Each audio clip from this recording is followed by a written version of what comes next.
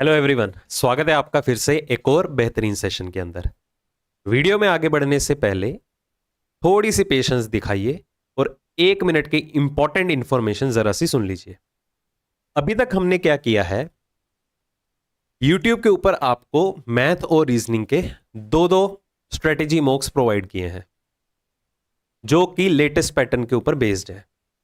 अब इन mock test के अंदर क्या था, आपको कौन कौन से क्वेश्चंस जो हैं किस अप्रोच के साथ अटेम्प्ट करने हैं, चाहे वो मैथ सेक्शन को अटेम्प्ट करने के लिए हो, चाहे वो रीजनिंग के सेक्शन को अटेम्प्ट करने के लिए हो, पर्टिकुलर क्वेश्चन को अटेम्प्ट करने की एक्चुअल स्ट्रेटेजी क्या होनी चाहिए, वो हमने सारी की सारी डिटेल में इंफॉर्मेशन आपको बताई है कि आपको कौन कौन से क्वेश्चन फर्स्ट राउंड के अंदर अटेम्प्ट करने हैं, कौन से सेकेंड राउंड के अंदर अटेम्प्ट करने हैं, और कुछ क्वेश्चन ऐसे भी हो सकते हैं कि जो अगर आपको ना आते हो उन्हें आपको स्किप करना है। तो मैं उम्मीद करता हूं कि आपने जो है ये दोनों की दोनों क्वांट और रीजनिंग की दोनों वीडियोस गो थ्रू की होंगी।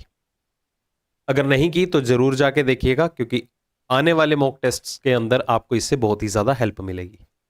अब हमने क्या है, एक चीज आपके लिए प्लान की है। अब देखिए, आपका मेन टारगेट क्या रहेगा कि आपने यहां पर स्ट्रेटेजी तो सीख ली, क्योंकि बहुत से स्टूडेंट्स की ये क्वेरीज आ रही हैं कि उनको जेन्युइन कंटेंट नहीं मिल पा रहा है, मॉक टेस्ट जो है उनको रेलेवेंट नहीं मिल पा रहे हैं कि किस तरह से क्वेश्चन एग्जाम में पूछे जा सकते हैं। तो हमने एक प्लान किया आपके लिए चीज, आपके लिए हम जो है प्रैक्टिस मॉक जो है वो सेट कर रहे हैं। मैं आपको डिफरेंस क्लियर कर देता हूं। बेसिकली होगा क्या, सबसे पहले तो आपको एक इवन कोचिंग सेंटर की ऐप डाउनलोड करनी है अगर आप बिगिनर हैं, मतलब फर्स्ट टाइम हमें देख रहे हैं तो। और अगर आपको वो प्ले स्टोर पे नहीं मिल रही है तो डिस्क्रिप्शन में लिंक अवेलेबल है ऐप का, वहां से आप जाके डाउनलोड कर लीजिए। ठीक, जैसे ही आप ऐप में लॉगिन करेंगे आपको दो तरह के मॉक टेस्ट के टैब्स दिखाई देंगे।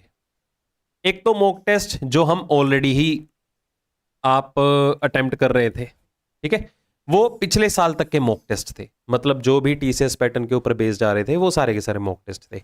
आपको इस वाले टैब में नहीं जाना।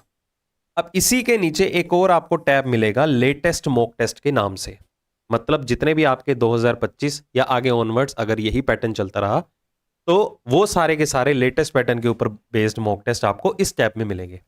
तो आपको क्या करना है, जैसे ही इस टैब को आप ओपन करेंगे आपके सामने यहां पर दो फर्दर सब टैब्स ओपन हो जाएंगी। अब वीडियो मॉक्स और प्रैक्टिस मॉक्स, इस तरह के आपको दो टैब्स दिखेंगी। अब दोनों में डिफरेंस क्या है उसको ध्यान से समझ लो, क्योंकि बहुत सारे कैंडिडेट ऐसे हैं समझने के बाद भी उनको डाउट रहेगा, इसलिए मैं आराम से तसल्ली से समझाऊंगा, पेशेंस के साथ समझिए। अभी तक हमने जितने भी मॉक टेस्ट यूट्यूब पे करवाए हैं उसको हम वीडियो मॉक्स का नाम दे रहे हैं। ठीक, वीडियो मॉक्स मतलब इसमें ना तो आपको पीडीएफ मिलेगी, ना पीपीटी मिलेगी, कुछ भी नहीं मिलेगा, ना तो आपको ऐप में ये वाला मॉक टेस्ट अवेलेबल होगा। ये मॉक टेस्ट सिर्फ आपको वीडियो फॉर्मेट में ही मिलेंगे, जिसमें आपको एक्चुअल स्ट्रेटेजी बताई जाएगी कि आपको पर्टिकुलर क्वेश्चन को अटेम्प्ट किस तरह से करना है।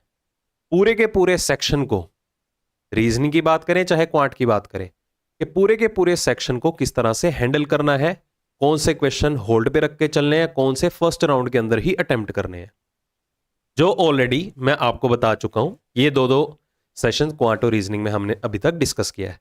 तो जो ये आपको वीडियोस अवेलेबल हैं ये वीडियो मॉक्स की फॉर्म में अवेलेबल है। ओके, सिर्फ आपको इसमें आइडिया लेना है पूरी की पूरी वीडियो को गो थ्रू करते हुए कि किस तरह से पर्टिकुलर सेक्शन को आपको अटेम्प्ट करना चाहिए।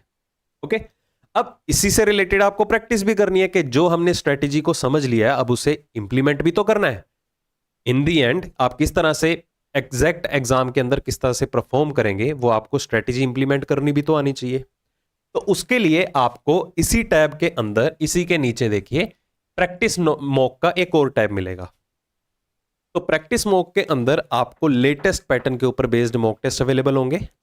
तो आपको क्या करना है, इस मॉक टेस्ट को जो भी आपको स्ट्रेटेजी हमने बताई है कि किस तरह से रीजनिंग अटेम्प्ट करनी है, किस तरह से क्वांट का सेक्शन अटेम्प्ट करना है, उस स्ट्रेटेजी को फॉलो करते हुए ये प्रैक्टिस मॉक टेस्ट आपको अटेम्प्ट करना है।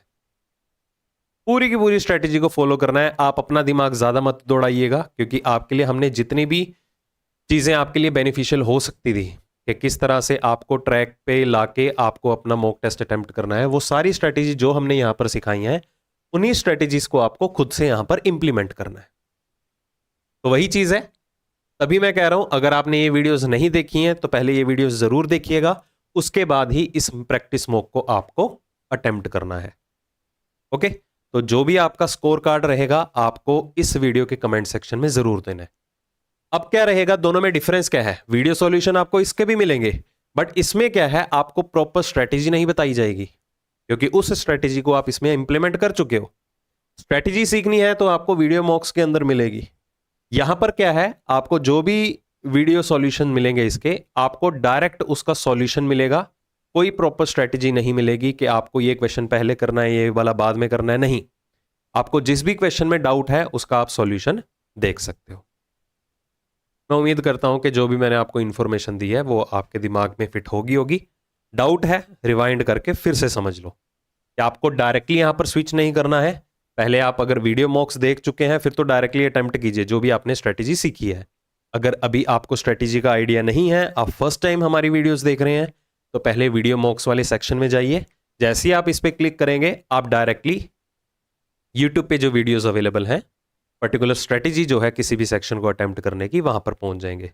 उसे चाहे डबल स्पीड के साथ देख लो, एक बार आइडिया ले लो कि किस तरह से आपको मॉक टेस्ट अटेम्प्ट करना है, फिर उसी स्ट्रेटेजी को इंप्लीमेंट करना है। प्रैक्टिकली करके देखिए मॉक टेस्ट, जो आपको ये प्रैक्टिस मॉक का टैब अवेलेबल है। समझ में आ गई बात? यही चीज आपको मैथ के सेक्शन में मिलेगी, यही चीज आपको रीजनिंग के सेक्शन में भी अवेलेबल होगी। और एक और चीज, जो भी ये मॉक टेस्ट अवेलेबल होंगे वो सिर्फ आपको मैथ और रीजनिंग के ही मिलेंगे। ओके, क्योंकि स्पेसिफिकली देखा जाए तो बच्चों को यही दो सेक्शन में जो है प्रॉब्लम ज्यादा आ रही है, क्योंकि देखा गया है जो भी अभी एग्जाम हुए हैं उसमें क्वेश्चन का लेवल थोड़ा टफ ला दिया गया है, टाइम कंज्यूमिंग भी है क्वेश्चन, तो इनकी आपको ज्यादा से ज्यादा प्रैक्टिस करनी है। अब मैं आपको कोई नंबर भी कमिट नहीं करूंगा कि हम आपको इतने मॉक टेस्ट पक्का प्रोवाइड करेंगे, अपनी तरफ से पूरी कोशिश कर रहे हैं कि जितने ज्यादा से ज्यादा आपको मॉक टेस्ट हो वो हम प्रोवाइड कर दें। ओके, अब ये नहीं रहेगा कि आपको सिर्फ प्रैक्टिस मॉक्स ही मिलेंगे, कई बार हम मॉक टेस्ट के अंदर वेरिएशंस भी करेंगे, मतलब ऊपर नीचे लेवल होता रहेगा, तो उसी के अकॉर्डिंगली आपको वीडियो मॉक्स भी मिलेंगे, अकॉर्डिंगली आपको फिर प्रैक्टिस मॉक्स भी मिलते रहेंगे। ठीक है, अभी तक हमने 2 वीडियोस जो हैं अपलोड कर दी हैं, स्ट्रेटेजी वीडियो की या वीडियो मॉक्स की। इसके साथ आपको 3 या 4 प्रैक्टिस मॉक टेस्ट मिलेंगे, फिर उसके बाद अगर हम वेरिएशन लाने की हमें नीड पड़ी तो हम उसका एक और वीडियो मॉक आपको प्रोवाइड करके फिर उसी से रिलेटेड आपको और प्रैक्टिस मॉक्स देंगे। समझ में आ गई हैं बातें? तो चलो, जो आपको यहां पर प्रैक्टिस मॉक अवेलेबल है, पहला जो हमने रीजनिंग का प्रैक्टिस मॉक क्रिएट किया है उसके हम वीडियो सॉल्यूशन देख लेते हैं। ठीक है, अब डायरेक्टली इसके सॉल्यूशन मत देखने बैठना, पहले इस मॉक टेस्ट को आप ऐप में जाके अटेम्प्ट करके आइए, उसके बाद ही इसके सॉल्यूशन देखिएगा। चलो, तो स्क्रीन जो है ब्लैक स्क्रीन में यूज कर लेता हूं, बच्चों की ज्यादा डिमांड रहती है। ध्यान से समझिएगा, मैं सिंगल वन शॉट में ही सारे के सारे क्वेश्चन के आपको सॉल्यूशन ही बताऊंगा, डिटेल में प्रॉपर एक्सप्लेनेशन नहीं बताऊंगा। मैं ये एक्सपेक्ट करके चल रहा हूं कि आपने सारा सिलेबस गो थ्रू किया हुआ है, पर्टिकुलर क्वेश्चन को अटेम्प्ट करने की क्या एक्चुअल अप्रोच है, वो सारी चीजें आपको आती हैं। ठीक, तो पहला ही क्वेश्चन आपको गिवन था सिलॉजिज्म में, जिसमें ओनली अ फ्यू का केस अवेलेबल था। Only a few labs are watches, तो ओनली अ फ्यू का आपको मतलब पता होना चाहिए कि ये सम और सम नोट दोनों चीजों का कॉम्बिनेशन होता है, कि केवल कुछ ही लैब्स ऐसी हैं जो किसका पार्ट है, वॉचेस का पार्ट है, मतलब रिमेनिंग लैब्स जो हैं वो वॉचेस का हिस्सा नहीं है। कुछ लैब्स जो हैं वो किसका पार्ट है, वैन्स का, और सभी के सभी वैन्स किसका पार्ट है, कैन्स का। तो निष्कर्ष क्या कहता है इसमें, कहता है सम कैन्स आर लैब्स। क्या कुछ हिस्सा कैन का लैब के बीच में आया? जी बिल्कुल आया। देखिए, क्योंकि अगर सारे वैन्स कैन्स बन के बैठे हैं तो कैन्स का कुछ हिस्सा वैन्स ने कंज्यूम किया हुआ है, और वही वैन का पोर्शन जो है वो लैब का भी सब पार्ट बन के बैठा हुआ है। तो पहला निष्कर्ष आपका बिल्कुल सही है। सेकंड कंक्लूजन क्या कहता है, कहता है सारे वॉचेस कैन्स होने की संभावना है। क्या सारे का सारा वॉच कैन हो सकता है? जी बिल्कुल हो सकता है, क्योंकि पॉसिबिलिटी में आपने ये पॉइंट सीखा होगा कि अगर किन्हीं भी 2 पैरामीटर्स के बीच में कोई भी रिलेशन ना हो तो आप कुछ भी एज्यूम कर सकते हैं, कोई भी पॉसिबिलिटी अप्लाई कर सकते हैं। इसलिए सारे का सारा वॉच भी कैन हो सकता है और सारा कैन भी वॉचेस का हिस्सा हो सकता है। तीसरा, know when can be watches, कहता कोई भी हिस्सा वैन का वॉचेस नहीं हो सकता। पॉइंट वही है, अगर दो चीजों के बीच में कोई भी रिलेशन अवेलेबल नहीं है देन एवरीथिंग इज पॉसिबल। तो यहां पर आंसर क्या रहेगा आपका 1, 2 एंड 3 तीनों के तीनों कंक्लूजन फॉलो करते हैं। नेक्स्ट, स्टेटमेंट और एजम्पशन के ऊपर बेस्ड। तो यहां पर आपको एक इंफॉर्मेशन दी गई थी, कहता पार्क मैनेजमेंट ने डिसाइड किया है इंस्टॉल करने के लिए, क्या इंस्टॉल करने के लिए डिसीजन लिया है, benches in all the shaded areas to make the park more comfortable for the visitor. मतलब जितने भी पार्क के अंदर लोग आते हैं, जहां कहीं भी उनको लगता है कि शेडेड एरिया है, पेड़ पूड़ लगे हुए हैं, नीचे छाया वगैरह होती है, तो उसी शेडेड एरिया के अंदर हम क्या लगाएंगे, बेंचेस लगाएंगे, ताकि वो अगर सैर वगैरह करने के लिए आते हैं, वॉक वगैरह करने के लिए आते हैं और उनको रेस्ट करने की नीड पड़े तो वहां पर बैठ के कर सकते हैं। अब इसके ऊपर क्या क्या एजम्पशन लगाई गई है। पहली एजम्पशन क्या है, कहता है shaded areas in the park get a lot of visitor. अब देखिए कई बार क्या रहता है कि हमें शेडेड एरिया अवेलेबल होता है, पार्क के अंदर हम विजिट करते हैं, हमें लगता है यार हम वॉक वगैरह कर लेंगे, थोड़ा रेस्ट करने का जो है वो सिस्टम नहीं है पार्क के अंदर, ठीक है। तो कई बार क्या है, ह्यूमन नेचर है, हम अवॉइड करते हैं। बट अगर लगेगा कि हाँ पार्क में बैठने की भी फैसिलिटीज है ऐसी चीज़ों में जाके, तो ज़्यादा से ज़्यादा पीपल अट्रैक्ट होंगे, क्योंकि हर किसी को लगता है हाँ यार एनवायरनमेंट में रहें, खुले एनवायरनमेंट में रहें, ताज़ी हवा खाएं, वो हमारी सेहत के लिए ज़्यादा बेनिफिशियल है। तो अगर शेडेड एरियाज़ के अंदर ऐसे टेबल्स वगैरह जो हैं या बेंचेस वगैरह जो हैं वो लगा भी देते हैं, तो इससे क्या है और ज़्यादा विजिटर जो है वो अट्रैक्ट होंगे, क्योंकि एजम्पशन के अंदर हमें हमेशा पॉजिटिव एस्पेक्ट ही सोचना होता है। दूसरे में अवेलेबल है, कहता benches will help visitor feel more comfortable while resting. Obvious ही बात है, अगर बेंच लगाए गए हैं तो रेस्ट करने के लिए ही लगाए गए हैं। दूसरी भी अजम्पशन आपकी बिल्कुल वैलिड है। All visitors prefer shaded areas over Sunny spots. कहता जब भी धूप वाले स्थान होंगे पार्क के अंदर, उसकी तुलना में छायादार क्षेत्रों को पसंद करते हैं। अब सारे के सारे लोग नहीं करते हैं। जो यहां पर ऑल टर्म जो है वो इस एजम्पशन को जो है वो इंप्लिसिट नहीं बना पा रहा। हम ये कह सकते हैं ज्यादातर लोग जो हैं वो छाया में बैठना पसंद करते हैं एज कंपेयर टू धूप में बैठना। सारे के सारे पर्सन तो नहीं हो सकते ना, क्योंकि कईयों को होता है कि नहीं यार धूप ले लेते हैं, विटामिन डी ही मिल जाएगा, ठीक है। कई सर्दियों के दिनों में धूप में बैठना पसंद करते हैं, जरूरी नहीं है कि सारे के सारे छाया में बैठना पसंद करेंगे। तो ये जो ऑल टर्म है इस पूरी की पूरी अजम्पशन के ऊपर क्या है, इंप्लिसिट नहीं बना पा रहा, इसलिए आपका आंसर क्या था इसमें, first and second are implicit. Next, analogy, numbers की जजमेंट लेनी थी, आइडिया लेना था। अगर आपको लगता है कि ये डूएबल है तो इसे अटेम्प्ट करना था, अदरवाइज इसे सेकंड राउंड के लिए होल्ड पे रख के चलना था। तो ऐसी चीजें मैं बताता रहूंगा क्वेश्चन में कि इसको करना था फर्स्ट राउंड में या नहीं करना था या इसे स्किप करना था, वो मैं आपको क्वेश्चन टू क्वेश्चन कन्वे करता रहूंगा। अब रीजनिंग को नहीं पता ये डेसिमल्स क्या होते हैं, तो मैंने आपको बहुत बार बता रखा है, अगर आपको ये डेसिमल में कोई भी नंबर्स या फिगर्स अवेलेबल हो, डेसिमल अवॉइड करिए। कैसे, डेसिमल की पोजीशन जो है वो सेम है तीनों के तीनों पेयर्स के अंदर, हर एक नंबर को 10 से मल्टीप्लाई कर दो, तो आपके पास एक क्वेश्चन और क्रिएट हो गया। 884 का रिलेशन जो है वो 640 के साथ गिवन है, 728 का जो रिलेशन है हमें ज्ञात करना है, और 962 का जो रिलेशन है वो किसके साथ गिवन है, 718 के साथ। अब 3 डिजिट का नंबर है तो क्या किया जाए, देखिए एक बार यूनिट प्लेस का रेफरेंस ले लेते हैं। 4 है 0 है, 4 में 4 कम कर दिया, 12 में 4 कम किया 8। ये डिफरेंस वाला कंसेप्ट हो सकता है। कैसे, बस आपको ये देखना है कि ये जो 884 है, 884 जो है वो 640 से कितना ज्यादा है। हाँ जी, कितना ज्यादा हो गया, ये 244 का डिफरेंस है। तो बस ये चेक कर लीजिए, क्या 962 718 से 244 ज्यादा है, 200 700 का 900 बन गया, 18 में 44 जोड़ दो, बिल्कुल ठीक है 62। मतलब ये जो संख्या है वो 728 से 244 कम होगी, ठीक है। अगर 244 कम होगी तो इसमें से माइनस करना था आपको कितना, 244, 8 में 4 कम किए तो 4 आ जाएगा, यूनिट प्लेस 4 होना चाहिए, तो 484 आपका रिजल्ट रहेगा। फिर बाद में जाके क्या है, आपको 10 से इसे डिवाइड भी करना था, क्योंकि हमने सभी को 10 से मल्टीप्लाई किया था, तो डिवाइड भी करना पड़ेगा। नेक्स्ट, रैंकिंग के ऊपर बेस्ड। अब देखो लेवल हमें नहीं पता, अनसर्टेनिटी है, क्योंकि जो भी चीजें हुई हैं स्टेनो के एग्जाम में, फेज 13 के एग्जाम में, जो भी ग्रीवेंसेस स्टूडेंट्स ने अपने भेजे हैं, तो डिपार्टमेंट भी देख रहा है कि हाँ ये हमारी मिस्टेक्स रही हैं।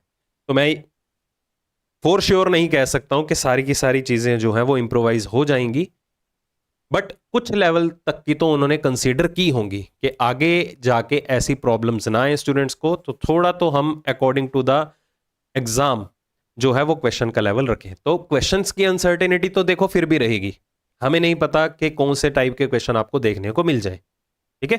तो अपने एक्सपीरियंस के हिसाब से जो भी है चीजें मैं आपको वो प्रोवाइड कर रहा हूं। ये वेरिएशंस रहेंगी अगले मॉक टेस्ट के अंदर जाके भी, क्योंकि आपको हर लेवल के लिए हमें प्रिपेयर करना है, ओके। तो ये मत सोचिएगा कि ये आउट ऑफ द बॉक्स दे दिया भाई, आउट ऑफ द बॉक्स आपको तो इनपुट आउटपुट भी दिया गया है, क्या आपने एक्सपेक्ट किया था कि इनपुट आउटपुट आएगा? वही बात है ना। तो आपको हर एक चैलेंज के लिए रेडी रहना है। ऑर्डर एंड रैंकिंग के अंदर आपको दिया गया था मार्क्स ऑफ 7 स्टूडेंट्स, 7 स्टूडेंट्स के मार्क्स अवेलेबल थे। In a test were given as follows, क्या क्या मार्क्स दिए गए हैं? A's score was exactly between E and F. A का स्कोर जो है वो एग्जैक्ट था किस किस के बीच में? ई और एफ के बीच में, मतलब ई और एफ के बीच में किसी और दूसरे कैंडिडेट का स्कोर नहीं था। मतलब ये तीनों के तीनों पर्सन जो है वो एडजेसेंट अरेंज होंगे। ई और एफ की पोजीशन का आइडिया नहीं है। B's score was more than only G's score. देखिए ऐसी टर्म्स का आपको ध्यान रखना था कि बी का जो स्कोर है वो केवल और केवल जी से ही ज्यादा है। अगर बी का स्कोर केवल और केवल जी से ही ज्यादा है तो इससे यहां पर क्लियरिटी मिली कि 7 में से बी का स्कोर सिर्फ एक ही पर्सन से ज्यादा था, मतलब बाकी 5 पर्सन से क्या था? कम था। मतलब बाकी के 5 पर्सन का स्कोर बी से ज्यादा था और वो बी के अबव में रहेंगे। C's score was immediately more than B score. C का जो स्कोर था वो बी से जस्ट ज्यादा था, तो सी की पोजीशन भी फिक्स हो गई। नेक्स्ट, एफ का जो स्कोर था वो मोर देन ई था and F didn't score the highest. F का स्कोर ई से ज्यादा है। अब देखिए हमें ई और एफ की पोजीशन का आइडिया नहीं था, तो इससे क्लियरिटी मिल गई कि एफ का स्कोर ई से ज्यादा है, तो हमारे पास कॉम्बिनेशन क्या बनेगा? एफ ए और ई का। बट एफ का जो स्कोर है वो हाईएस्ट नहीं है, मतलब टॉप मोस्ट पोजीशन पे एफ नहीं आने वाला। अब ये तीनों के तीनों पर्सन तो रहेंगे सेम सीक्वेंस के अंदर, तो यही सीक्वेंस आपका सेकंड पोजीशन से एडजस्ट हो जाएगा। तो रह गया जो पर्सन वो यहां पर आ जाएगा, ठीक है। कौन सा रह गया? D.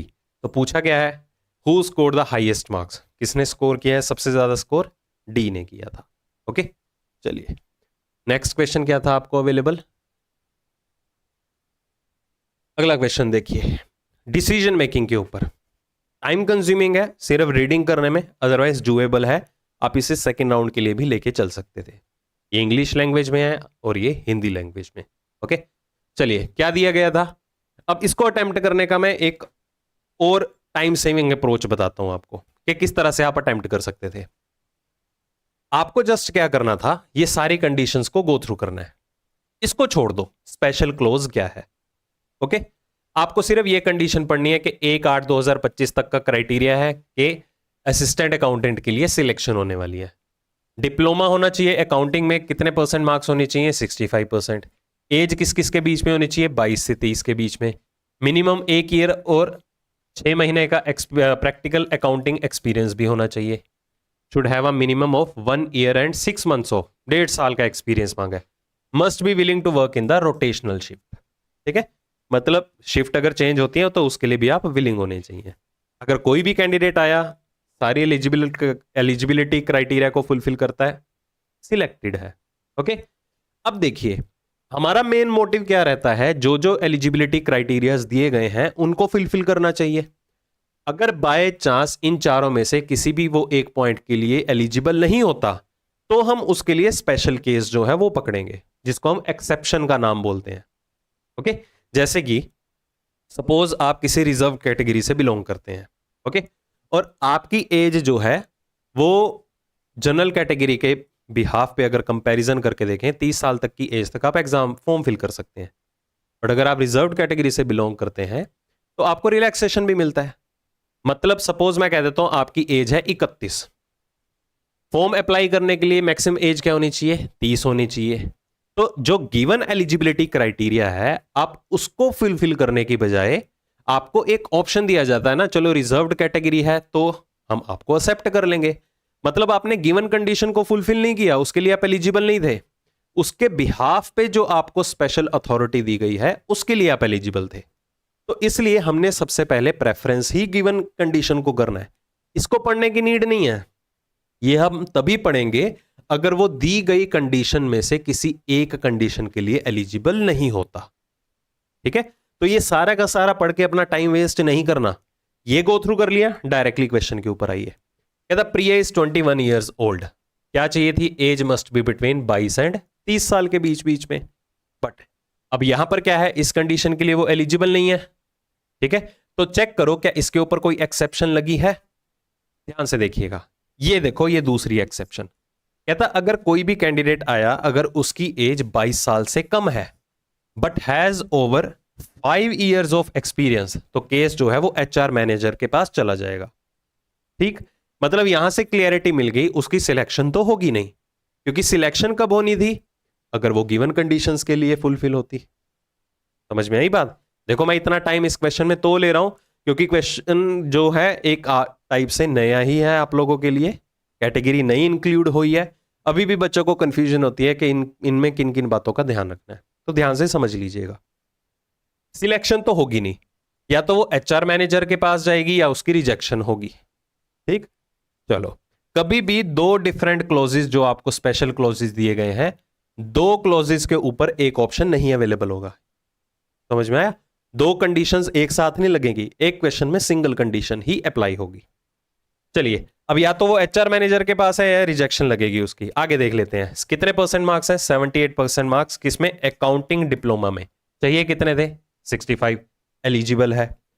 10 months of practical accounting experience, हमें कितना चाहिए था कंडीशन के लिए कि अगर उसकी एज 22 साल से नीचे है, कम है, और उसका 5 ईयर्स का एक्सपीरियंस है। अब यहां पर एक्सपीरियंस कितना है, 10 महीने का। ठीक है, तो मतलब इसके लिए इसने एक्सेप्शन को भी फुलफिल कर दिया, ये वाली कंडीशन भी फुलफिल है। आगे देख लीजिए क्या गिवन है, agrees to work in the rotational shift, rotational shift के लिए भी एलिजिबल है। एक्सपीरियंस तो 10 साल का तो है ही है, 1.5 साल से ऊपर चाहिए था। ठीक, तो what should be done in Priya's case, क्या होगा, एचआर के पास रेफर कर दो। समझ में आया, मतलब अगर वो दिए गए स्पेशल क्लोज में उसके लिए फुलफिल होती है या होता है, कोई भी पर्सन आया साथ के साथ गिवन एलिजिबिलिटी क्राइटेरिया के लिए फुलफिल रहती हैं सारी कंडीशन, तो ही आप क्लोज को प्रेफर करेंगे। अगर यहां पर आता है कि उसने स्पेशल क्लोज को फुलफिल तो किया है कि अगर 22 साल से कम एज है, 10 साल का एक्सपीरियंस भी आ गया, और इनमें से अगर किसी पॉइंट के लिए वो एलिजिबल ना हो या इसके बारे में आपको कोई इंफॉर्मेशन ना गिवन हो, तो हम प्रेफर क्या करेंगे कि डाटा इनएप्रोप्रिएट, जो कि इस ऑप्शन में नहीं गिवन था, इस क्वेश्चन में नहीं दिया गया, आने वाले मॉक टेस्ट के अंदर मैं ऐसा क्वेश्चन भी इंक्लूड कर सकता हूं। ठीक है, क्योंकि इसमें भी बहुत सी वेरिएशन बनती है, तो आने वाले मॉक टेस्ट में आपको वो दिख जाएगा। अगला देखिए क्या होगा, ओपन डाइस, देखते ही अटेम्प्ट करना था।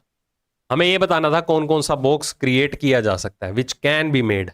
अपोजिट पकड़ लीजिए, 8 का अपोजिट हो गया 9, तो 8 और 9 देखो कहीं एक साथ है, ये देखो ये वाला बॉक्स क्रिएट नहीं किया जा सकता। सी का अपोजिट क्या हो गया, 2, तो सी और 2 एक साथ नहीं होने चाहिए, आपका डी ऑप्शन एलिमिनेट हो गया। ए का अपोजिट बी है, तो ए और बी एक साथ नहीं होने चाहिए, तो सी ऑप्शन आपका बनाया जा सकता है। नेक्स्ट, इसको सेकेंड राउंड में अटेम्प्ट करना था। आपको लगे कि इनपुट आउटपुट है, क्वेश्चन को पढ़ना भी नहीं है, सेकेंड राउंड के लिए छोड़ दो। दिखा इनपुट आउटपुट है, स्किप, सेकेंड राउंड में देखेंगे भाई। ठीक, चलो तो इसका मैं आपको सॉल्यूशन बता देता हूं। आपको ये फॉर्मेट अवेलेबल था, क्वेश्चन में रिक्वायरमेंट को टारगेट करो। सबसे पहले रिक्वायरमेंट को देखना, क्या बोला जा रहा है कि what will be the final output of the following input. आपको एक इनपुट दी गई है, आपको इसकी आउटपुट बतानी थी, तो जो फॉर्मेट की आउटपुट कहेगी वही इस इनपुट की आउटपुट बनेगी अकॉर्डिंगली। इसकी आउटपुट क्या होती है, हमेशा लास्ट स्टेप भी इसकी आउटपुट होती है। अब इसकी आउटपुट क्या है उसको अंडरस्टैंड कर लेते हैं। 5 नंबर्स हैं और 4 वर्ड्स हैं। नंबर कैसे अरेंज्ड हैं, डिसेंडिंग ऑर्डर में, ये देखिए अवरोही क्रम में, 89 से छोटा, 61 से छोटा, 36 से छोटा, 24 देन 17। और वर्ड्स कैसे अरेंज्ड हैं, अल्फाबेटिकली असेंडिंग ऑर्डर में, या डिक्शनरी के हिसाब से अरेंज हो रखे हैं। बस अकॉर्डिंगली आप इसकी आउटपुट बना लीजिए। पहले नंबर्स बैठे होंगे, फिर वर्ड्स बैठे होंगे, नंबर आएंगे तो इन्हीं को कंपेयर कर लो। सबसे पहले नंबर कौन सा हो गया, 89, तो आंसर 89 से शुरू होगा, ए ऑप्शन एलिमिनेट हो गया। तो पहले नंबर्स आने चाहिए ना, इधर नंबर के बाद वर्ड बैठा क्या कर रहा है, इसको भी एलिमिनेट करो। अब दोनों में चेंजेस देख लो कहां पर आ रही हैं। 76 के बाद इधर 43 है, इधर 27, बट 76 के बाद तो 43 होना चाहिए, तो ये वाला भी एलिमिनेट, आंसर आ गया सी ऑप्शन। तो इसमें भी काफी चेंजेस देखने को मिलती हैं, अलग अलग वैरायटी के क्वेश्चन जो है आपको पूछे जा सकते हैं, जिनमें से एक क्वेश्चन ऐसा भी बन सकता है। इसमें आपको स्टेप्स बनाने की नीड नहीं है, मुझे ऑनेस्टली कमेंट करके बताना किस किस ने यहां पर स्टेप्स बनाए थे। वो स्टेप्स थोड़ा पूछ रहा है, अगर आपको स्टेप्स पूछे जाते ना तो क्वेश्चन की सेंस अलग होती। क्वेश्चन में लिखा जाता कि आउटपुट तक पहुंचने के लिए, जो आपको इनपुट दी गई है उसकी आउटपुट तक पहुंचने के लिए कितने नंबर ऑफ स्टेप्स की आपको रिक्वायरमेंट है, फिर उस केस में आपको स्टेप्स बनाने हैं। यहां पर उन्होंने स्टेप्स नहीं पूछे हैं, उन्होंने क्या पूछा है कि फाइनल आउटपुट बता दो, क्योंकि आप में से काफी ऐसे होंगे जल्दबाजी में जिन्होंने स्टेप्स बनाए होंगे। तो कमेंट सेक्शन में मुझे बताना ऑनेस्टली किस किस ने ये गलती की थी, और एक्सेप्ट करना, कोई बड़ी बात नहीं है इसमें, ठीक है, क्योंकि गलतियां करोगे तभी सीख पाओगे आप चीजें, आप ही का बेनिफिट होगा। नेक्स्ट देखिए, ये भी सेकेंड राउंड में अटेम्प्ट करने वाला था, सिटिंग अरेंजमेंट का केस है। सॉल्यूशन देखिए इसका क्या था, कहता है 4 गर्ल्स हैं और 4 बॉयज हैं, सभी के नेम अवेलेबल हैं, एक टेबल के अराउंड बैठे हैं, सभी का फेस सेंटर की तरफ है। ठीक है जी, 8 पर्सन ये सारे के सारे बिठा देते हैं हम, सभी का फेस टुवर्ड्स दी सेंटर है। चलो इंफॉर्मेशन देखिए क्या गिवन है इसमें, कहता कोई भी 2 गर्ल्स और बॉयज जो हैं वो एक दूसरे के साथ नहीं बैठे हैं। अगर कोई भी 2 लड़के और लड़कियां एक साथ नहीं होंगी, मतलब यहां पर सिनेरियो क्या रहेगा, एक गर्ल एक बॉय, एक गर्ल एक बॉय, ऐसा। ठीक, पहली इंफॉर्मेशन है, कहता Q is sitting to the immediate left of B। Q जो है वो B के तत्काल बाईं ओर है। अब Q यहां पर आपको गिवन है कि वो मेल पर्सन है और B जो है वो एक फीमेल पर्सन है। मेंशन्ड है ना 4 लड़के कौन कौन से हैं, P Q R S। ठीक है, तो इधर फीमेल इधर मेल, इधर फीमेल इधर मेल, इधर फीमेल इधर मेल, ये कंसेप्ट रहेगा, क्योंकि 2 लड़कियां और कोई भी 2 लड़के एक साथ नहीं बैठे। Next, S is sitting between A and D and is facing R। S जो है वो किस किस के बीच में है, A और D के बीच में है, और S किसके विपरीत बैठा है, R के विपरीत बैठा है। ठीक, अब देखो S और R की कंडीशन क्या बन सकती है, S और R दोनों मेल पर्सन है, ये कंडीशन आपको क्लियर हो चुकी है। अगर S और R दोनों मेल हैं और दोनों एक साथ आएंगे, तो इस मेल के सामने एक मेल है, इस मेल के सामने एक मेल ये है, तो S और R यहां तो आ नहीं सकते, मतलब ये 2 पोजीशन बची किस किस के लिए, S और R के लिए। अगर ये S है, ये R है, या ये S है या ये R है, तो ये पोजीशन किसके लिए बची, P के लिए। अब S और R का भी यहां से हमें आइडिया लग चुका है, क्योंकि S जो है वो A और D के बीच में है। अगर मैं S को यहां ले लेता हूं तो A और D के बीच में होना चाहिए ना, बट यहां तो ऑलरेडी B है, तो S यहां पर होगा, तभी वो A और D के बीच में आ पाएगा। यहां पर किस पर्सन की पोजीशन हो गई, R के लिए। अब A और D का अभी हमें आइडिया नहीं है कौन कहां पर आएगा। Who is sitting between P and R, P और R के बीच में कौन बैठा हुआ है, बस इतने से इंफॉर्मेशन थी। अब A और D के अगर बारे में हमें डाउट है तो A और D कोई भी कहीं भी आ सकता है। अब A यहां पर आ गया, D यहां पर आ गया, B यहां पर आ गया, तो यहां पर कौन होगा, C, तो P और R के बीच में C बैठा हुआ है। नेक्स्ट, ये भी सेकेंड राउंड के अंदर आपको अटेम्प्ट करना था, क्योंकि कुछ कॉम्प्लेक्स लेवल का आपको क्वेश्चन गिवन है। इसमें वो वाला नहीं है कि आपको 4 बॉक्सेस गिवन है और 5th बॉक्स आपको डिटरमिन करना है। टाइम कंज्यूमिंग क्वेश्चन गिवन था, डिमांड हो रही थी ना आपकी, और टफ लाओ और टफ लाओ। देखो हम हर वेरिएशन में आपको मॉक टेस्ट प्रोवाइड करेंगे, इसलिए मैं कहता हूं बस पेशेंस रखा करो, जो कंटेंट आपको दिया जा रहा है अकॉर्डिंगली अपना स्कोर कार्ड चेक करो कि आप कितना स्कोर करने के लिए एलिजिबल हो पा रहे हो। आपको हर वेरिएशन में मॉक मिलेगा, सो चिल मारो बस। ठीक, बस जो कंटेंट देते जा रहे हैं हम आपके बेनिफिट के लिए ही दे रहे हैं, अब उन चीजों को एक बार ट्राई करो। ठीक है, चलो अब इसमें देखिए क्या था, नंबर ऑफ ऑब्जेक्ट्स जो हैं सभी बॉक्सेस में 6 हैं, तो ध्यान से देखिए हर अगले बॉक्स के अंदर ये रोटेट होते जा रहे हैं एंटी क्लॉकवाइज डायरेक्शन में, बट इसमें कुछ ऑब्जेक्ट जो हैं वो चेंज भी हो रहे हैं। ये देखो जैसे ये स्माइली फेस है शेडेड, यहां पर पहले नहीं अवेलेबल ना। चलो एंटी क्लॉकवाइज डायरेक्शन में सारे एक एक स्टेप रोटेट होते जा रहे हैं, रोटेट होते जा रहे हैं, तो आगे एक एक स्टेप रोटेट होंगे, तो यहां से आपके ऑब्जेक्ट स्टार्ट होंगे, यहां पर खत्म होंगे। तो सभी ऑप्शन में ऐसा ही है। चलो ट्राई कर लेते हैं क्या है। अब जैसे हम पहले बॉक्स से दूसरे बॉक्स में ट्रेवल कर रहे हैं, ये ऑब्जेक्ट जो है वो सेम है, देखिए, ठीक। उसके बाद इस वाले ऑब्जेक्ट की जगह एक नया ऑब्जेक्ट आ गया, ओके। उसके बाद स्टार शेप वाला ऑब्जेक्ट सेम है। उसके बाद ये ट्रायंगल की जगह ये स्टार लग गया, मतलब ये वाला चेंज हो गया, ठीक। फिर उसके बाद ये बॉक्स सेम है, सर्कल की जगह ये हार्ट शेप वाला ऑब्जेक्ट आ गया। मतलब कि जब हम पहले बॉक्स से दूसरे बॉक्स में ट्रेवल कर रहे थे, ध्यान से समझना, जब हम पहले से दूसरे बॉक्स में ट्रेवल कर रहे थे तो यहां से यहां पहला, तीसरा और पांचवा ऑल्टरनेट प्लेसेस पे जितने भी ऑब्जेक्ट थे वो सेम थे। कौन कौन सा? पहला, तीसरा और पांचवा सेम था। दूसरा, चौथा और छठा ऑब्जेक्ट अपनी पोजीशन को चेंज कर चुका था। अब हम दूसरे से तीसरे में स्विच करते हैं। अब यहां पर क्या है, यहां पर भी एंटी क्लॉकवाइज डायरेक्शन में एक एक ऑब्जेक्ट जो है वो शिफ्ट होता जा रहा है। बट इस बार क्या है, पहला ऑब्जेक्ट ही रिप्लेस हो गया नए ऑब्जेक्ट के साथ। पिछले बॉक्स में क्या था, पहला चेंज हुआ, पहला सेम था, इस बार पहला चेंज हो गया, ठीक है। इसकी जगह एक नया ऑब्जेक्ट आ गया, दूसरा सेम रहा। इसकी जगह एक और ऑब्जेक्ट आ गया, चौथा सेम रहा, ये देखो।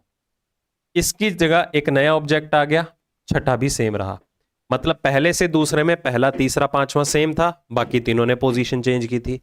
दूसरे से तीसरे में दूसरा, चौथा और छठा ऑब्जेक्ट जो है वो सेम है, बाकियों ने अपनी पोजीशन चेंज कर लिया है। तो चेक करेंगे क्या चेंजेस पहले से दूसरे में हुई, क्या वही सेम चेंजेस तीसरे से चौथे में हुई। फिर ये कॉन्टिन्यूटी को फॉलो कर लेगा। देखो, चीजें एक्सप्लेन करने में टाइम जरूर लग रहा है, बट आपको सॉल्यूशन भी तो बताना ना कि ऐसे क्वेश्चन को सॉल्व करना था। चलिए तीसरे से चौथे बॉक्स के अंदर ट्रेवल करते हैं। यहां पर देख लो, पहले की तरह पहला ये देखो सेम आया, तीसरा ऑब्जेक्ट भी सेम है, पांचवा ऑब्जेक्ट भी सेम है। दूसरा चेंज हो गया, उसके बाद चौथा ऑब्जेक्ट चेंज हो गया और छठा ऑब्जेक्ट भी चेंज हो गया। मतलब सेम कॉन्टिन्यूटी बन रही है। इधर 1 3 5 सेम थे, इधर 2 4 6 सेम है, इधर 1 3 5 सेम होंगे, ठीक है। ये देखो, पहला भी सेम है, तीसरा भी सेम है और पांचवा भी सेम है। इधर 2 4 6 सेम होंगे, चेक कर लो। दूसरा, चौथा और छठा सेम होगा। दूसरा ऑब्जेक्ट क्या है, ये सी वाला, ठीक है, ये देखो सेम है। चौथा ऑब्जेक्ट क्या है, ये सर्कल वाला, देखो सेम है। छठा ऑब्जेक्ट क्या है, ये डायमंड शेप वाला, ये देखो सेम है। अब यहां पर क्या होगा, पहला, तीसरा और पांचवा सेम होगा।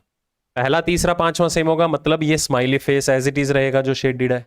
उसके बाद ये स्माइली फेस जो होलो है ये सेम रहेगा। ये पहला है, ये तीसरा और ये पांचवा। इसके बाद ये स्क्वायर शेप वाला ऑब्जेक्ट भी सेम रहेगा। मैंने सभी को एक एक स्टेप रोटेट भी करवाया है, एक्चुअल आंसर तो वही होगा ना। तो इन तीनों की पोजीशन देखो कहां कहां पर सेम है, सभी बॉक्सेस में सेम है, चेक कर लो, ठीक है। ये देख लो, सभी बॉक्सेस में सेम है, बन गया सेम आंसर। चलो अब 3 नए ऑब्जेक्ट आएंगे। 3 नए ऑब्जेक्ट कौन से आएंगे वो अनडिफाइंड है, हमें नहीं पता, तो ये ऑप्शन के थ्रू करना था। ये वाला देखो ऑब्जेक्ट रिपीट हुआ है कहीं, ये देखो रिपीट हुआ था, पहला ऑप्शन तो आंसर हो नहीं सकता। पड़ोस में कुछ कंस्ट्रक्शन चल रही है, तो पीछे अगर आपको थोड़ी सी डिस्टरबेंस है तो थोड़ा सा एडजस्ट कर लेना, जल्दी खत्म हो जाएगा। चलो उसके बाद देखिए, ये देखो फिर से स्टार का सिंबल, ऊपर 2 डॉट्स हैं, ये वाला रिपीट हो गया। इसकी जगह तो 3 नए ऑब्जेक्ट्स आने चाहिए थे। इस बॉक्स में देखिए कुछ सेम है, ये देखो स्टार व सर्कल है, ये चेंज है। बाकी देखो ये तीनों डिफरेंट होंगे, चेक कर लो, इसलिए डी ऑप्शन आपका आंसर है। ये भी सेकेंड राउंड के अंदर अटेम्प्ट करना था, क्योंकि यहां पर आपको नंबर और साइन दोनों के दोनों ही रिप्लेस करने थे, ठीक। आप जजमेंट ले सकते थे कि जैसे हम देख रहे हैं इक्वेशन के अंदर 729 81 729 81 का मल्टीपल है, तो कोशिश ये रह सकती है हमारी कि मल्टीप्लाई का साइन जो है वो रिप्लेस हो डिवाइड के साथ। अगर मल्टीप्लाई का साइन डिवाइड के साथ रिप्लेस होगा, जो कि हमें सिर्फ एक ही ऑप्शन में दिखाई दे रहा है, तो इसके साथ ये देखना है कहीं नंबर्स तो आपस में रिप्लेस नहीं हो रहे, ठीक। तो कहीं ना कहीं एक प्रैक्टिस अगर आपने सफिशिएंट अमाउंट में कर रखी है, एक गट फीलिंग आती है कि हाँ यही ऑप्शन आंसर होना चाहिए। बाकी अगर आपको ऑप्शन एलिमिनेशन पे जाना है, बाकी ऑप्शंस को मैं एक बार ट्राई करवा देता हूं। अगर 20 और 50 रिप्लेस होते, 1 सेकंड के लिए मानते हैं, और प्लस और माइनस रिप्लेस होते, तो जो फ्रैक्शन बनता वो 81/50 बन जाता, और मल्टीप्लीकेशन में 729, वो तो फ्रैक्शन एग्जिस्ट करता। फिर मतलब आपका बी ऑप्शन आंसर नहीं हो सकता। दोनों चीजें देखनी है, पहले साइन को रिप्लेस करके देखना है, फिर नंबर्स को, ओके। मल्टीप्लाई और प्लस रिप्लेस करते हैं। ये देखो मल्टीप्लाई और प्लस, डिवाइड इधर ही रहेगा, 16 और 50 रिप्लेस कर देते हैं तो डिवाइड का साइन 81 और 20 में रहता है, 81/20 मल्टीप्लाई में 50, फ्रैक्शन तो फिर भी एग्जिस्ट करेगा, सी ऑप्शन आंसर नहीं हो सकता। 16 और 20 रिप्लेस कर देखते हैं, ठीक है जी, उसके बाद प्लस और डिवाइड रिप्लेस कर देखते हैं। 16 और 20 अगर रिप्लेस हुआ तो इनके बीच में डिवाइड का साइन आया क्योंकि प्लस डिवाइड के साथ रिप्लेस हो रहा है। फिर से 20/16, साथ में प्लस और माइनस का साइन है, फ्रैक्शन फिर भी क्रिएट होगा, डी ऑप्शन भी एलिमिनेट, आंसर आ गया ए ऑप्शन। ट्रस्ट इश्यूज हैं, चाहे तो आप इसे क्रॉस चेक करके देख सकते हो।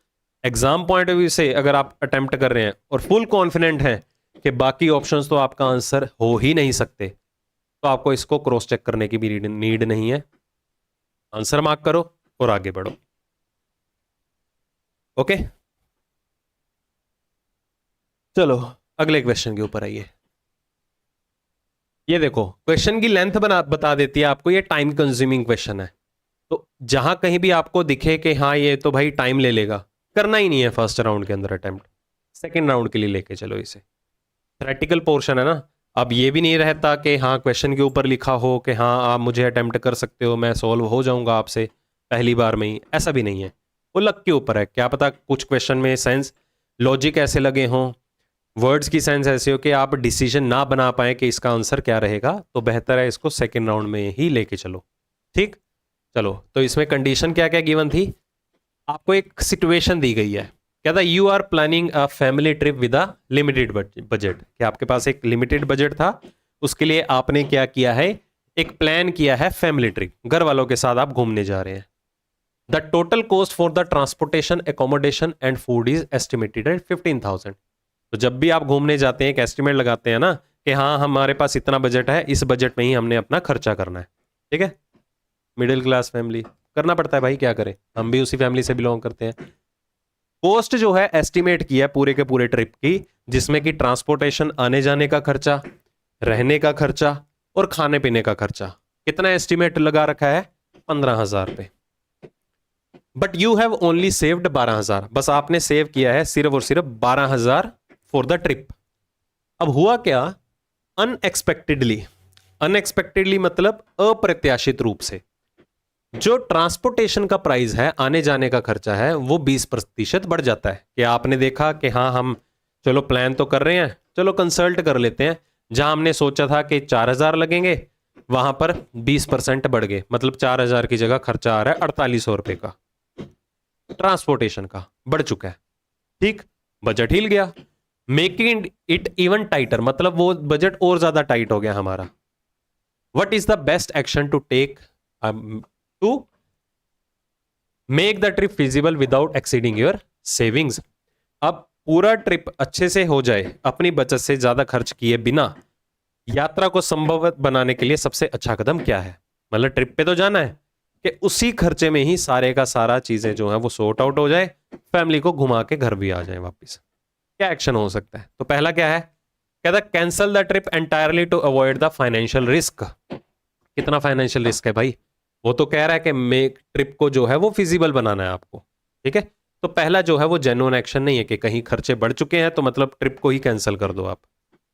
दूसरा कहता है proceed with the trip as planned and use a credit card for the shortfall, कि अगर आपको जो ट्रिप प्लान किया है अकॉर्डिंगली चलने दो, जहां कहीं भी आपको पैसों की दिक्कत आए ना वहां पर क्रेडिट कार्ड चला लो।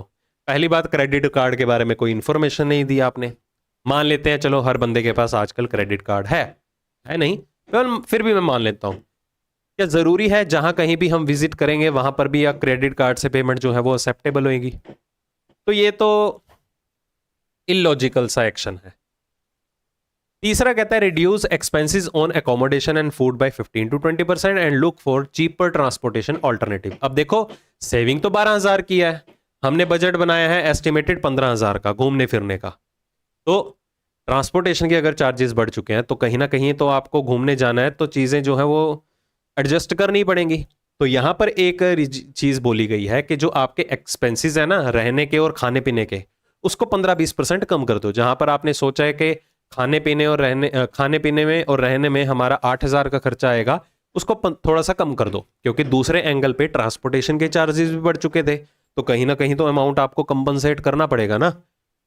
और look for the cheaper transportation alternative. मतलब अगर आपने ट्रांसपोर्टेशन का सोचा था कि आप एसी बस से जाओगे तो आप नॉर्मल बस से ट्रेवल कर लो, ट्रेन से ट्रेवल कर लो, चार्जेस कम लगेंगे।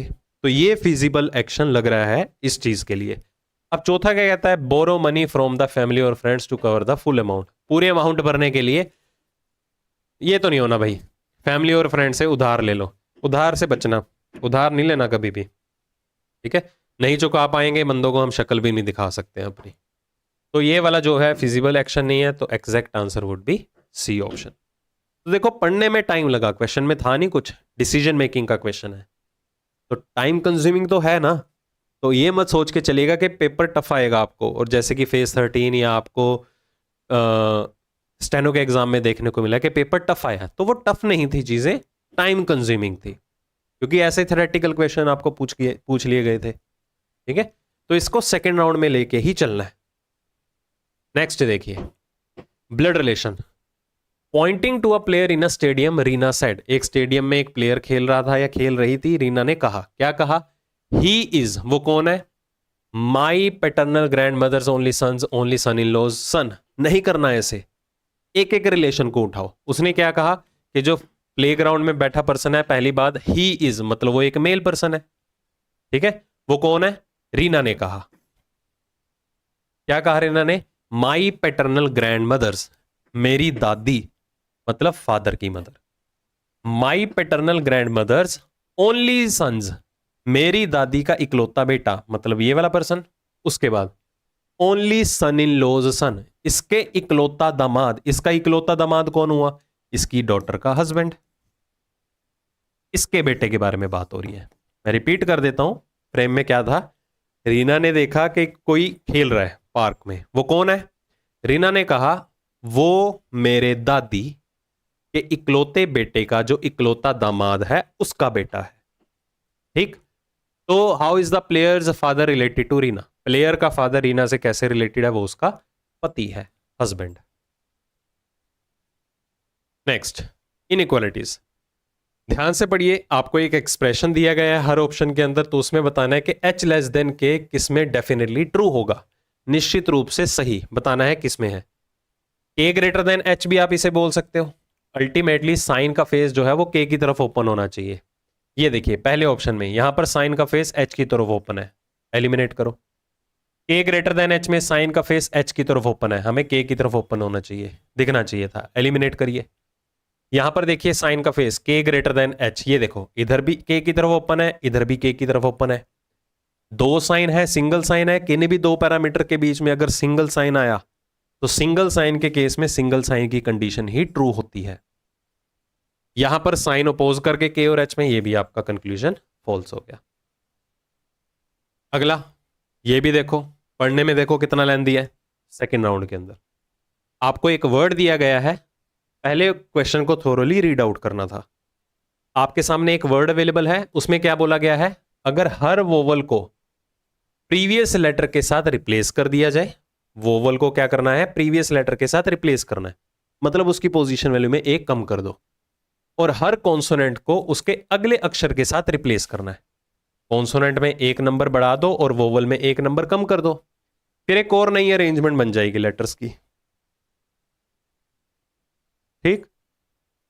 तो हमें क्या बताना था, नंबर ऑफ लेटर्स बताने हैं, किस किस के बीच में, first from the left and sixth from the right, ठीक है। तो जो बाईं ओर से पहला है और जो दाईं ओर से छठा है, दोनों के बीच में अक्षरों की संख्या क्या होगी। अब देखो हमारे पास एक वर्ड अवेलेबल था, PURETAN, स्पेलिंग ध्यान से नोट डाउन कर लेना, ठीक है। तो जो बाईं ओर से पहला है, बाईं ओर से पहला मतलब इसकी जगह जो आएगा, दाईं ओर से छठा मतलब इसकी जगह जो आएगा, इन दोनों के बीच में अक्षरों की संख्या ज्ञात करनी है according to the English alphabetical series.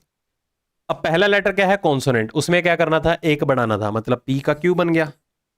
अगला लेटर है वोवल, वोवल में एक कम करना था, U का क्या बन गया, T बन गया। तो Q और T के बीच में केवल दो ही अक्षर होते हैं, answer would be B option, ठीक है। Q की प्लेस वैल्यू 17, T की है 20, 17 और 20 में डिफरेंस 3 का, बीच के अक्षर कितने आ गए, 2। तो ऐसे स्मार्टली खेलना है, पहले रिक्वायरमेंट को टारगेट करना क्या है, ये नहीं है कि आपने पहली कंडीशन पढ़ी, सारे वोवल चेंज कर दिए, सारे कॉन्सोनेंट चेंज कर दिए। भाई इनमें मैं ताम झाम करके अपना टाइम क्यों वेस्ट करूं? एक तो ऊपर से लेंदी है, मुझे पेपर मिला है, ऊपर से मैं खुद क्वेश्चन का सॉल्यूशन और लेंदी बना लूं। ठीक है, तो अप्रोच मैटर करती है बहुत। फिर से स्टेटमेंट और कंक्लूजन लगे, थेरेटिकल पोर्शन है, आप डरते हैं ऐसे क्वेश्चन से, चाहे तो आप इसे भी सेकेंड राउंड के अंदर रख सकते थे। क्या बोला गया है? कहता प्रधानमंत्री ने स्पष्ट किया है कि उनकी सरकार गरीब किसानों के उत्थान के लिए ठोस प्रयास करेगी और उनके लिए वार्षिक पेंशन की घोषणा करेगी। गरीबों की अपलिफ्टमेंट के लिए बोला जा रहा है। ठीक है, ईयरली पेंशन भी उनकी या एनुअल पेंशन भी डिसाइड करेगी। तो उसके ऊपर क्या निष्कर्ष है? कहता सरकार समझती है कि गरीब किसानों की स्थिति पर तत्काल ध्यान देने की जरूरत है। बिल्कुल, अगर गरीबों की तरफ आप देखोगे नहीं तो उनके बारे में कौन सोचेगा? ठीक है, तो उनकी अपलिफ्टमेंट भी जरूरी है। तो बिल्कुल जेन्युइन पॉइंट बोला जा रहा है, डिसीजन लेना चाहिए ऐसा। दूसरा, समाज के अन्य वर्गों के लिए कोई भी लाभ घोषित नहीं किया गया। अब देखो, हमें अदर कैटेगरीज का तो पता ही नहीं है कि कौन से सेक्शंस की बात हो रही है। यहां पर पर्टिकुलर किसको टारगेट किया गया है? जितने भी पुअर फार्मर्स हैं, पुअर पीपल हैं। अदर कैटेगरीज के बारे में इंफॉर्मेशन नहीं गिवन, तो उसके ऊपर हम कोई चीज कंक्लूड कर भी नहीं सकते। इसलिए यहां पर आंसर क्या रहेगा? Only one follows. ये आया था क्वेश्चन स्टेनो के एग्जाम में। ठीक है, मुझे अच्छा लगा तो मैंने इस मॉक टेस्ट के अंदर आपको इंक्लूड करके दे दिया है। तो इसमें बोला क्या गया है? कहता एक figure consist of a square divided into 9 equal smaller squares of 3/3। कहता एक बड़ा सा वर्ग है, इस बड़े से वर्ग में क्या किया गया है? छोटे छोटे वर्गों में डिवाइड किया गया है। कितने? 9 वर्गों में, 3/3 की फिगर में। तो आपने बहुत बार देखा होगा काउंटिंग ऑफ फिगर के केस में हम 3/3 की मैट्रिक्स फिगर देखते हैं इस तरह से। तो एक वर्ग में छोटे छोटे वर्ग बनाए गए हैं, कितने? 9। Okay, then 2 diagonals are drawn in the outer square. तो जो बाहर वाला वर्ग है उसमें जो है 2 डायगोनल्स भी खींचे गए हैं। ये देखो, डायगोनल तो पता होगा ना अब क्या होता है। सिचुएशन के हिसाब से आपको फिगर क्रिएट करनी थी। ओके, तो हमें बताना था जो ये फिगर बनी है इसमें नंबर ऑफ ट्रायंगल्स कितने आते हैं। बस इतना सा टास्क। तो सबसे पहले बीच वाली फिगर को उठाओ। अब इस एंटिटी में आपको पता है कितने होते हैं ट्रायंगल्स? आपके पास 8। यही सिमिलर फिगर आपको ये भी अवेलेबल है, देखो आउटर स्क्वायर के साथ, ये बड़े वाली 8 ये हैं और 8 ये हो गए, कितने हो गए? 16। आगे बढ़ते हैं। 2 मेरे पास ये हैं, 2 मेरे पास ये हैं, 2 ये हैं और ये 2 ये हैं, तो कितने हो गए? ये 8 और हो गए। तो आंसर तो 24 तो पक्का होगा ही होगा। ऑप्शन को कंपेयर करो, बट देखो ऑप्शन में हमारे पास 28 भी है। चेक करो कोई और स्क्वायर बनते हैं हमारे पास, सॉरी ट्रायंगल्स बनते हैं। अब इसके अलावा अगर सभी फिगर को ध्यान से देखें तो ध्यान से देखिए, ये वाली फिगर बन रही है, ये देखो 4 स्क्वायर हमारे पास ये भी बन रहे हैं। ये पहला, ये दूसरा, ये नंबर 3 और इसके साथ का मिलता जुलता ये नंबर 4। तो 4 स्क्वायर और बन गए। अगर आपको लग रहा है ना कि हाँ और बन सकते हैं, तो 24 प्लस वाला ऑप्शन एक ही अवेलेबल है।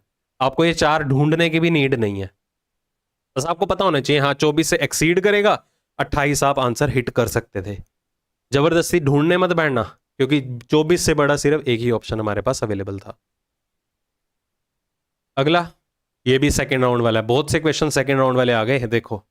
ठीक है, तो पेपर का लेवल लेंदी है, मॉडरेट से हाई की तरफ है, क्योंकि टाइम कंज्यूमिंग है। वर्ड का कोड आपको नंबर की फॉर्म में है, तो जिसमें नंबर ऑफ लेटर्स कम थे सबसे पहले उसको पकड़ना चाहिए। जैसे हेस्टी का कोड हमें दिया गया है, क्या कोड अवेलेबल है? 278119। चलो पहले तो हम ट्राई करते हैं हर लेटर की एक्चुअल पोजीशन वैल्यू के साथ। H8 A1 19 20 25। चलो भी हम मान सकते हैं कि 25 और 2 27 हो गया, बस 20 से 8 नहीं बनता। और क्या हो सकता है? 8 में 6 कम कर दो 2, 1 में 6 बढ़ा दो 7, 19 में 6 कम करेंगे वो भी नहीं बनेगा। और क्या किया जा सकता है? Any idea? अगर हम 25 को 27 लेने के बजाय एक अकेला 2 काउंट कर लें, 25 और 2 27, लेफ्ट से पोजीशन 25 है, राइट से पोजीशन 2 है, 20 लेफ्ट से है, टी की पोजीशन राइट से 7 होगी, देखो 20 और 7 27, 19 और 8 27, ये देखो सारा बन रहा है। एक को एज इट इज लिखा, 8 और 19 27, ये भी हुआ। अब देखो हुआ क्या है, यहां पर रिवर्स ऑर्डर में एक तो कोड क्रिएट किया गया है, जितने भी कॉन्सोनेंट हैं हर एक कॉन्सोनेंट की पोजीशन को दाईं ओर से लिया गया है, और जितने भी वोवल्स हैं उनकी पोजीशन को एज इट इज मेंशन किया गया है। ओके, चलो चाहे तो आप यहां पर क्रॉस चेक कर सकते हैं। ये देखो विक्ट्री में 25 का क्या बना, 2, 25 और 2 27, 18 और 9 देखो 27। उसके बाद आ गया ओ, ओ क्या है, वोवल। अब ओ वोवल है तो 15 होना चाहिए, बट 15 नहीं मेंशन किया। सीक्वेंस क्या होता है वोवल्स का, ए ई आई ओ और यू। तो जो सीक्वेंस वाइज वोवल्स का प्लेस है, जैसे ओ 4th नंबर पे आता है तो उसे 4 के साथ रिप्लेस कर दिया, यू 5वें नंबर पे आएगा तो उसको 5 के साथ रिप्लेस कर देंगे, आई तीसरे पे आता है तो उसको 3 के साथ रिप्लेस कर देंगे, एंड सो ऑन। ठीक है, चलो सबलाइम का बताना था। सबलाइम में ये देखो पहला ही हमें क्या मिला, वोवल, क्योंकि लास्ट लेटर का कोड सबसे पहले आएगा रिवर्स में। ई दूसरे प्लेस पे है तो पहला डिजिट आ जाएगा 2। ये दोनों ऑप्शन एलिमिनेट। देखो सॉल्यूशन लेंदी जा रहा है ना, लेंदी बनाना नहीं है, ऑप्शन के साथ हमेशा कंपेयर करो। आगे है एम, एम की प्लेस वैल्यू 13, लेफ्ट से दाईं ओर से कितनी हो जाएगी 14, तो 214 से आपका आंसर शुरू होना चाहिए था। ये ऑप्शन एलिमिनेट। ठीक है, अगला, which of the following calendars will be the same as the calendar for the year 2023। जैसे 2023 का कैलेंडर है, इसका नियर बाय कैलेंडर या सिमिलर कैलेंडर कितने सालों के बाद रिपीट होगा। चलो अब आपको चेक करना है 2023 का अगला साल या पिछला साल एक लीप वर्ष है, अगला साल लीप वर्ष है, देखो 2024। तो अगर किसी भी नॉर्मल ईयर का फॉलोड बाय ईयर या नेक्स्ट ईयर एक लीप ईयर हो तो वो हमेशा अपने आप को 11 साल के बाद रिपीट करता है। ठीक, पिछला साल लीप वर्ष होता तो 6 साल के बाद रिपीट करता, बट इनमें कुछ एक्सेप्शन भी होती हैं, आई होप वो आपको पता होंगी। ठीक है, कि बीच में इन बिटवीन जो है कोई भी century year as a normal year की तरह एक्ट ना करे, फिर रेंज बदल जाती है, फिर हमेशा 11 साल बाद नहीं होता। बट इस केस में सेंचुरी ईयर नहीं आ रहा बीच में, तो 2023 में 11 जोड़ दीजिए, 2034 आपका आंसर। डायरेक्शन टेस्ट कहता एक फार्मर जो है प्रिपेयरिंग हिज फील्ड, ठीक है, अपना खेत जो है उसकी तैयारी कर रहा था। He starts his tractor from the garage and drives kilometre towards the east. अब उसने क्या किया, अपना ट्रैक्टर यहां से स्टार्ट किया गैराज से, ये गैराज हो गया मान लीजिए, और ईस्ट में ट्रैवल किया कितना, 5 किलोमीटर के लिए। चलो भाई 5 किलोमीटर के लिए ड्राइव किया उसने। उसके बाद पूर्व दिशा में, from there he turns right and drive 6 kilometre, यहां से उसने एक दाया मोड़ लिया, ईस्ट में राइट नीचे की तरफ होगा, और कितना ट्रैवल किया, 6 किलोमीटर और ट्रैवल किया।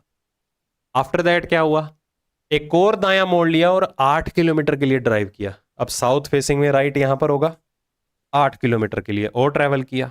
ठीक है, अब देखिए ये 5 था और ये 8 है, तो यहां पर आप इन डायमेंशंस को ब्रेक कर सकते हो। ओवरऑल 8 मत लिखना, ब्रेक कर देना आपके लिए ज्यादा बेनिफिट रहेगा। ठीक है, again he turns right and drives 10 kilometre, जहां पर उसका ट्रैक्टर जो है वो खराब हो जाता है, ब्रेक डाउन।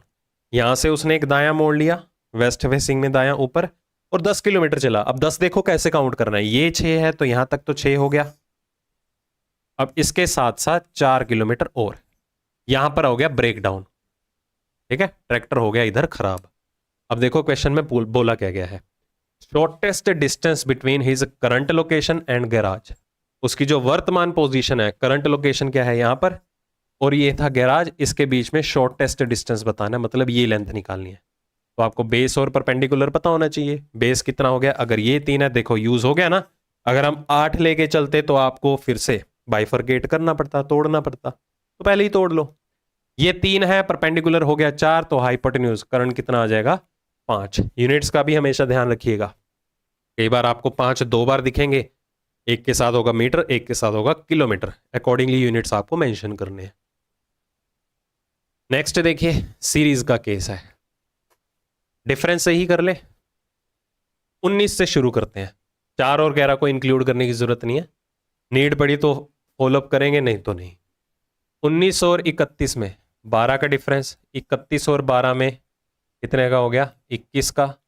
इन दोनों में फर्दर कितने का हो गया, 37 का। डिफरेंस ऑफ डिफरेंस ले लेते हैं क्योंकि कोई कॉन्टिन्यूटी रियलाइज नहीं हो रही। 12 और 21 में 9 का अंतर आया, 21 और 37 में कितने का अंतर आया? 16 का। ये परफेक्ट स्क्वायर हो सकते हैं।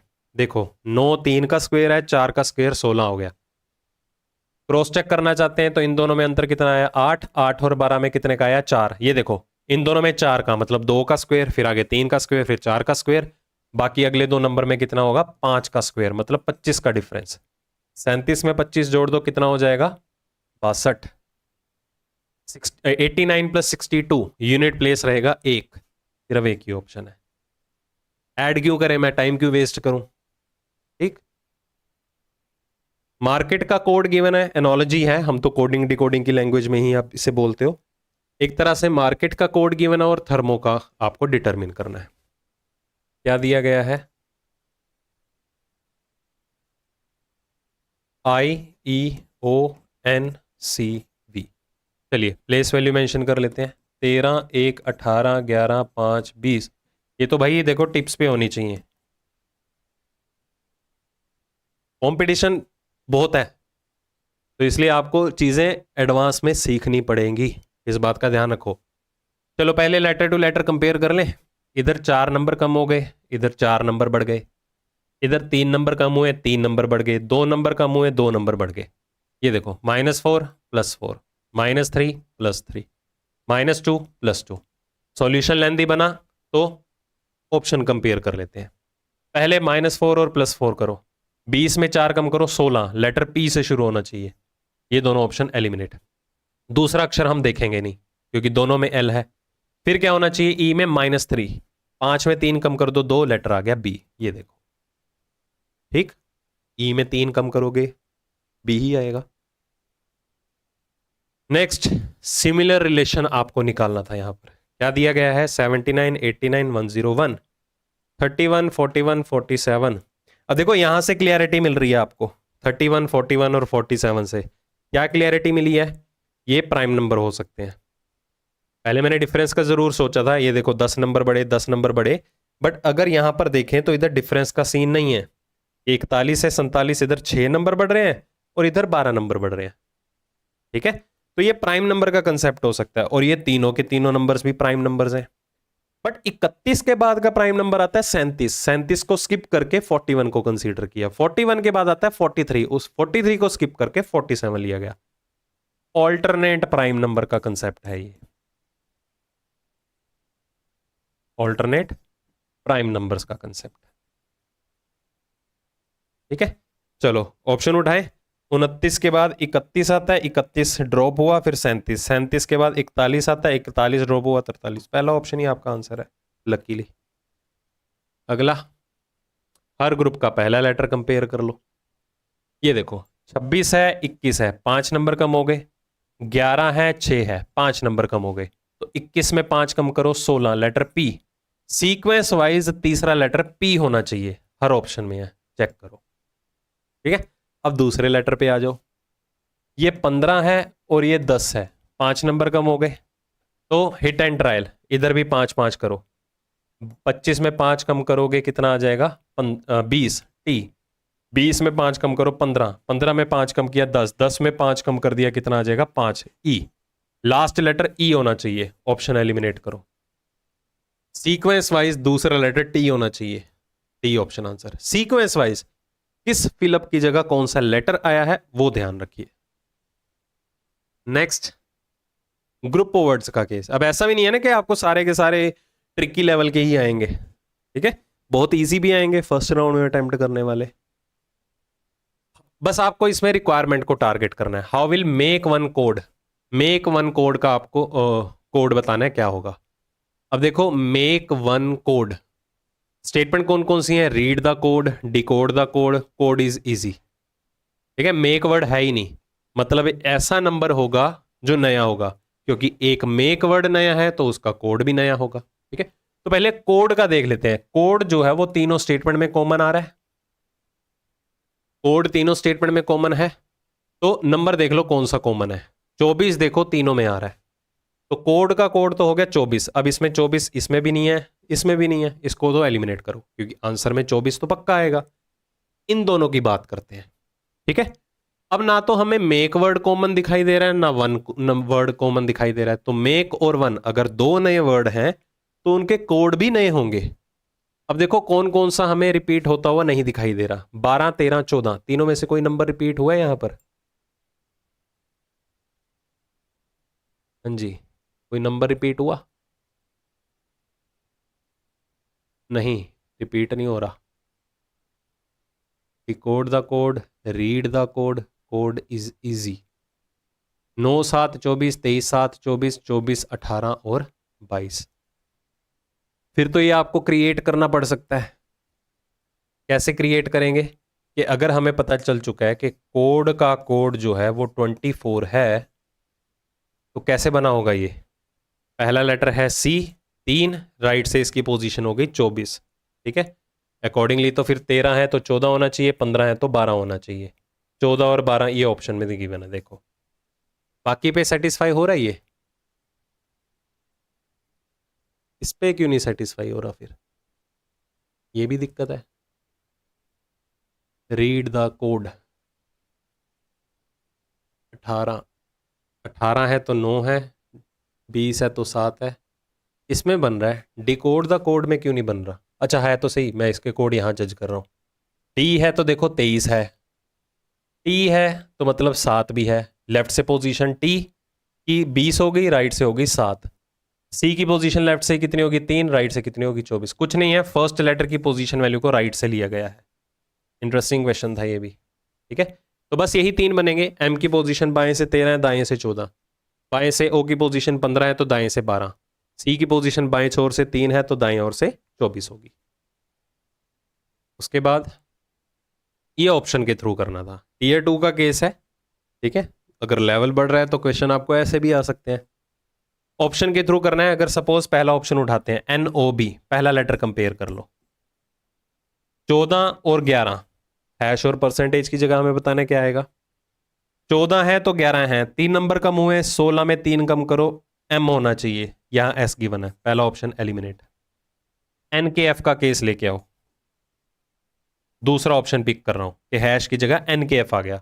पहला लेटर कंपेयर कीजिए। 14 है तो 3 कम करो 11, 11 में 3 कम करो, बढ़ा दो 14, ठीक है। अब अगर 3 कम हुए तो P में 3 कम करने पड़ेंगे, M आपको अवेलेबल है, ये देखो। पहले लेटर में 3 कम कर दो, लेटर M आ रहा है। दूसरा लेटर है इधर K, इधर है N। मैं प्लेस कर देता हूं ताकि आपको समझने में दिक्कत ना हो। बेसिकली K से N 3 नंबर बढ़े तो 17 में 3 बढ़ा दो, कितना हुआ? 20। लेटर T ये भी अवेलेबल है, देखो। तीसरा लेटर F से E, पिछला लेटर आ गया तो V का पिछला लेटर U, ये भी अवेलेबल है, ठीक है। एक एक लेटर पिक करना है, पहले पहला लेटर कंपेयर करो, फिर दूसरा, फिर तीसरा। नहीं क्रिएट हो रहा ऑप्शन तो उस ऑप्शन को ही एलिमिनेट कर दो, मतलब परसेंटेज की जगह क्या आएगा, ठीक है। तो फास्ट वे में ये सारे सॉल्यूशन मिले हैं आपको। अब आपने जितने क्वेश्चन अटेम्प्ट किए हैं उनमें से जितने करेक्ट थे, कमेंट सेक्शन में अपना स्कोर कार्ड जरूर बताएं।